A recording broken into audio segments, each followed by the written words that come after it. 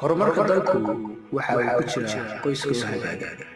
Hagaaga qoyskuna waxa uu ku jira lamaanaha oo aqoonta qoyska yeesha.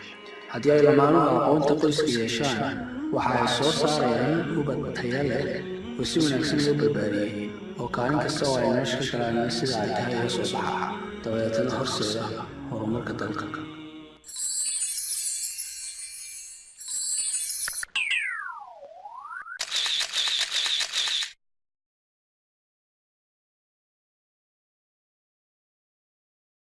sida uu leeyahay qoraaga buugga shanta luqadood ee jacaylka waxa uu jacaylku marna uu kordhaa marna uu nuqsaama. jacaylku waxa uu ka dhigan yahay si taangi shidaal oo ay lamaanuhu buuxsanayaan. haddii ay lamaanuhu la yimaadaan waxyaabaha jacaylada kobciya micnaheedu waxa weeyaan waxa ay shidaal ku buuxsanayaan qalbiyadooda shidaalka jacayl. balse haddii ay la yimaan waayaan waxyaabaha jacaylada kobciya taa micnaheedu waxa weeyaan akoonnada ama taangiyada jacayleed ay qalbiyadooda ku leeyihiin wax alaaliya wax jacayl ku dhacay haba yaraatee ma jirto. jacaylku waa mid ka mid ah tiirarka ugu muhiimsan ee ay nolosha qoysku taagan tahay. muhiimadeeda ay leedahay inay lamaanuhu yeeshaan jacayl kor u sii socda oo aan marnaba nuqsaamin. waayo waxay taas ka caawinaysaa hadhow haddii uu khilaaf imaado in la isku dulqaato oo midba ka kale waxyaabihiisa gaarka uga tanaasul. wuxuu u leeyahay qof haddaan qofku jeclayn noloshu ma timaado. muhiimadaadu balaaran buu leeyahay. laba qof haddaan is jeclayn gurigooda joogi karaan waxa laga yaabaa in qof kale arki kari waayo. muhiimad aad iyo aad weyn buu leeyahay qoyska waayo horta waxaan oran karaa waa tiirka ugu horeeya qoysku ku dhisan jacaylka. haddaba si ay lamaanuhu jacayladooda u kobciyaan waxaa la gudboon in la yimaadaan hababka ugu fudud ee jacaylada loo kobciyo amaba hababka farxadgelinta iyo israa'iilgelinta labadaba. way ay fara badan yihiin balse waxaynu ka soo qaadan doonaa qayb ka mid a waxyaabaha jacaylada kobciya waxa weeyaan in ay farxad iyo reereen isku qaabilaan ninka iyo gabadha isqaba xilliga soo gelista guriga. inuu ninku farxad iyo reereen iyo dhoola caddayn ku soo galo gurigiisa marka uu dibadda uga baxay kadib iyo inay gabadha ku qaabisho ninkeeda farxad reereen iyo inay laabta u geliso inay dhinac ka dhunkato inay gacanta soo qabatay tiraahdo hadallo qalbiga dhaqaajinaya sida waan ku xiisan intii aanu kaa maqnayn. waxyaabahaas oo dhan waa mid ka mid ah waxyaabaha jacaylada kobciya. haddaba ragga Soomaaliyeed waxa muhiim ah inay ka xoroobaan inay gurigooda yimaadaan had iyo goor iyagoo aad moodo in la soo laayay amaba inay si soo cadhogeliyaan marka ay dhexe soo socdaan iyagoo dareensan inay sharaftooda sidan ku jirto iyagoo dareensan oo moodaya inay raganimadu tahay sidan iyadaa. arrinta labaad ee ka mid ah waxyaabaha jacaylada kobciya waxa weeye inay lamaanuhu isugu yeedhaan magacyo gaar oo aanay cid kale isugu yeedhin. nabi maxamed sallallahu calayhi wasallam waxa uu ahaa mid arrintan dabaqa. waxa uu Caaisha ugu yeedhi jiray magac labadoodaba u gaar waxa uu ku oran jiray yaa Caaisha oo macnaheedu tahay nolol yahay. haddaba waxa muhiim ah in lamaanaha Soomaaliyeed ka xoroobaan isugu yeedhiyaan magacyadan qalafsan sida caruurta aabahood ama caruurta hooyadood ama xaajiyada guriga ay joogta ama waxyaabaha kale la midka ah. arrinta saddexaad ee ka mid ah waxyaabaha jacaylada kobciya waxa weeye inay isdhegeysi qoto dheer weliba. mid ka mid ah kala duwanaanshaha rag iyo dumarka ayaa ah in ay gabadhu ka hadal badan tahay ninka. inay gabadhu had iyo goor doonto cid ka dhegeysta hadaladeeda tirada badan leh waayo waxa ay ku dareemaysaa nafis. waxaa laga yaabaa gabadhu inay maanta oo dhan soo shaqaynaysay deetana hadalkaa tirada badan leh ee ay ninkeeda ku leedahay ama ay ku akhriyayso ay ku dareemayso nafis. haddaba waxaa dhacday mararka qaarkood horena waynu uga soo hadalnay inay raggu caburiyaan hadallada tirada badan leh ee ay gabadhu leedahay amaba ay TV-ga iska daawadaan iyagoo ag fadhida amaba inay habeenkii meelaha ku soo saamaleeyaan deetana ay xilli dambe xaafadda yimaadaan. dhageysigu waxaan dhihi karnaa waa weeyaan halka guusha jacaylka ama guusha qoysku dhammaantii waa halka ugu wanaagsan ee ku xidhan dhihi karnaa. laba is dhageysi ay badana aad loo jecel yahay in dadka nolosha qoyska wadaagaya ama dadka nolol nooc doonta dad shaqo xitaa noqoto meel wada wadaagaya inay wada qabtaan ay noqoto inay bartaan. mid waxa la therapeutic ama empathic labada waa u dhahaa oo ah dareen dhageysiinaad qofku dhageysi si dareen ah dareenkiisu ma dhageysiis hadalkiisa caadiga leeyahay laakiin hadalkiisa dareenka ka dambeeya ma wax ka keenay in la ogaado. kasoo qaado kale hadii maanta nin isnaantiisa ku leedahay waxaan arkay maanta hiblaayo odageedii si wanaagsan suuqa ugu dhex xaragoolayo taas kama dhigna inuu sheegayso odaygan iyo gabadhan isqabay xaragooraysa socday laakiin waxa ka dhigan tahay bariyahan inaka israacna ma adiga lagu ka arkay taxaaj soo raacno meelaha ama suuqa soo wada mar soo kale hadduu ninka kale hudheel intuu tago oo dhaho isaantiisa markuu soo noqdo ku dhaho waxaan maanta hudheel intimi aan laga soo kariyay ayaan ka iimi ama aan ka soo qadeeyay taas waxa ka dhigan tahay inuu diray farin kale oo ah cuntadaada in yar inoo yahay hagaajin ka kale muhiim ka dhageysiga kale wada weeyaan ka dhaho robot listener ama in isku dhageysto si isla xiriirka loo xoojiyo qalbadan qof isla xiriirkooda si uu xoojiyo kaasoo ah in labada qof markaas ku dhageysan karaan waxyaalaha kala tabalayaan waxyaalaha isku amaanayaan iyo waxyaalaha dhan iska dhageystaan.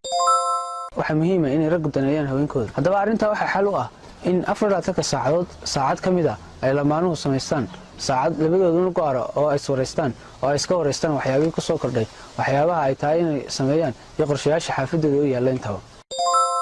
arrinta afraad ee ka mid ah waxyaabaha jacaylada kobciya waxa weeye iska caawinta shaqada guriga mararka qaarkood ninku waa muhiim inuu gabadha ka caawiyo shaqada guriga gaar ahaan xilliga ay shaqadu ku culus tahay tusaale ahaan haddii casuumad la leeyahay amaba gabadha ay xanuunsanayso ama gabadhuba ay culus tahay oo ay uur leedahay ninka waxay u noqonaysaa dareen uu dareemayo culayska gabadha saaran deetana waxaa laga yaabaa inuu arrintaa ay u kordhiso ixtiraam iyo qadarin gabadhiisa u hayo marka uu dareemo shaqada culus ay had iyo goor haweenku raggooda u hayaan ninka hadduu naagtiisa ku raaligeliyo gobasha ama naagtu ninkeeda ku raaligeliso gobasha weligii yaaliba kama taga jacayl baa laga saaqaa waxa lagu kordhin karaa waxa weeyaan in la isku muujiyo jacaylka inaad qofkii isla fahamsan tihiin waxaana iskugu timaadaan waxaa loo kori karaa siyaabo badan oo number 1 horta qofka inuu qofka kale ogaado xaq uu ku leeyahay hadiidaha kamid nadaafada kamid farxadda kamid arrinta shanaad ee ka mid ah waxyaabaha jacaylada kobciya waxa weeye wada tashi nolosha qoyska la isma qabo kaliya ta xilliga sariirta balse waxa la isqabaa marka ay noqoto xagga wada tashiga afkaarta iyo iswadaarshada labada hadal sidaa daraaddeed waxaa muhiim ah in had iyo goor raggu ay la tashadaan haweenkooda waayo haweenka ilaahay waxa uu siiyey awood ay ku bixin karaan talooyin tiro badan maskaxdooda waxa mar kaliya ku soo dhacda 10 afkaarood oo kala duwan sidaa daraaddeed waa meel uu ninku uga faa'iideysan karo inuu talooyin ka helo xilliga wada tashiga nabi maxamed sallallahu alayhi wasallam waxa uu ahaa mid la tashada haweenkiisa waa tii Salama kula talisay nabiga sallallahu alayhi wasallam xilligii heshiiskii Xudaybiya marka ay saxaabadu qaadan waayeen go'aankiisii ahaa inay halkanba wadaxada ku qashaan waa tii ku tiri oo adigu maadu bilowdid waxa laga yaabaa inay kugu daydaan deetana waa kii u bilaabay ee wadaxada qalay deetana ay dhammaan saxaabadu ay ku wada daydeen arrinta lixaad ee ka mid ah waxyaabaha kobciya jacaylada lamaanuhu waxa weeyaan inay lamaanuhu had iyo goor isku raacaan goobaha kale sida booqashada guryaha kale ama tikista maxaadirooyinka ama meelaha kale la midka dumarku had iyo goor waxay jecel yihiin inay ninkooga ag socdaan inay gacanta qabsadaan nabiga maxamed sallallahu alayhi wasallam sidaas ayuu u ahaa nabi maxamed sallallahu alayhi wasallam waxay warinayaan laba dhalinyaro oo ka mid ah asxaabtii nabigu in waqtiyada ka mid ah ay arkeen iyadoo habeenaa xilli madow ah nabiga oo sii dhaweynaya gabadh deetan labadii dhalinyarta ahaa lugta ay ku xadeen waa inay tallaabo dheereeyeen nabigu sallallahu alayhi wasallam waa uu yeedhay waxaanu ku yidhi istijiya waxaan la socdaa xaaskayga iyo Safiya deetana dhalinyartii baa waxay yiraahdeen sidee bay macquul ku tahay inaan kaaga shakinin nabi maxamed marka nabiguna wuxuu ugu jawaabay hadal ahaa shaydaanku waxa maraa meelaha xididka ah ee dhiiggeenu maro marka waxaan ka baqay inuu afkaar khaldan idinku akhriyo marka waxa haboon si la mid ah sida dhalinyartu markii hore ay haasaawayeen ama markii hore ay isku mehersanaayeen ay isugu xaragoonayeen ay isugu laafiyoonayeen in marka ay iskuursadaan kadibna sidaas la mid ah ay isugu laafiyoodaan kala mashquul mar haddii aad markii horeba gabadha la laafiyoon jirtay daaimkan wax kaama nooca ma jira waxa askaaga intaad gacanta qabsato iskala laaf wixii uu isagu marka hore afka ku oran jiray laga waayay arrinta toddobaad ee ka mid ah waxyaabaha jacaylada kobciya waxa weeye inuu ninku gabadhiisa u biliyo sida ugu fiican ee uu karayo dumarku had iyo goor way necab yihiin qofka bakhaylka ee ay gacantiisa xiran tahay sidaa daraaddeed ninku waxa haboon inuu gabadhiisa u biliyo sida ugu haboon oo uu u nooleysiyo si lamid ah sida ay qeyrkeedu nool yihiin inta uu karayo lacagtuna sideedaba waxa ay wax ku tahay bixinta ee wax kuma aha in la kaydiyo oo meel la iska dhigo arrinta sideedaad ee ka mid ah waxyaabaha jacaylada kobciya waxa weeye isqurxinta iyo iscadrinta inay lamaano isku soo qurxiyaan oo soo cadriyaan xilliyada ay wada joogaan waa mid aad loo mahadiyo nabi maxamed sallallahu alayhi wasallam sidaas oo kale ayaa u ahaa waxaa la yaab leh inay jiraan haween badan oo isqurxiya marka ay dibadda u baxayaan balse ay markay guriga gudahooda joogaan aan dambe iska gelinba waxaad ka yaabaysaa haweenka qaar marka ay dibadda joogaan waxa ay soo marsanaan cadarbacdar ku qaalisan yihiin iyagoo wadada maray sidii aad mooday inay u labisanayeen dadka dibadda jooga nabiguna wuxuu yiri sallallahu alayhi wasallam xadiis micnihiisu ah gabadh kastoo is cadrisa deetana dibadda u baxdo nin kastoo isha ku qabta waxay ka dhigantay inuu ka sinaysto kale waa gabadh sinaysatay saasuu nabigu yiri marka waxa haboon haweenku quruxda ay dibadda ula baxayaan inay guryahooda ku hayaan sidoo kale waxa la yaab leh ragga qaarkood oo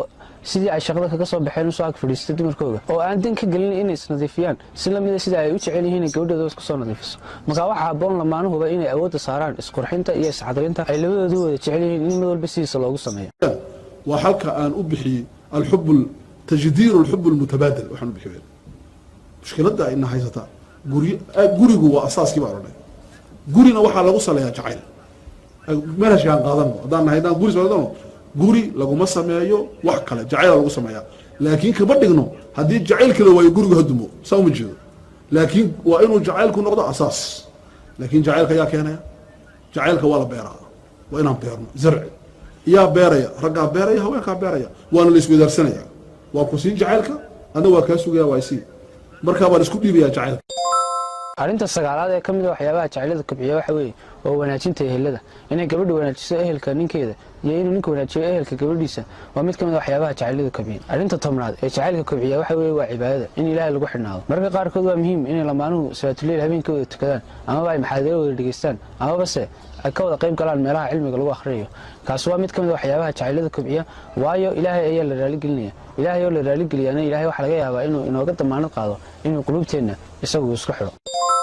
kasbashada baraaraha qoysasku waa ay fududahay waxay ku timaadaa waxyaabo yararo oo fudfudud oo la yimaado kuma xidhna lacag kuma xidhna maal kuma xidhna jaah kuma xidhna madaxtinimo kuma xidhna to waxay ku xidhan tahay in lala yimaado keliya hababka kobciya jacaylka lamaanaha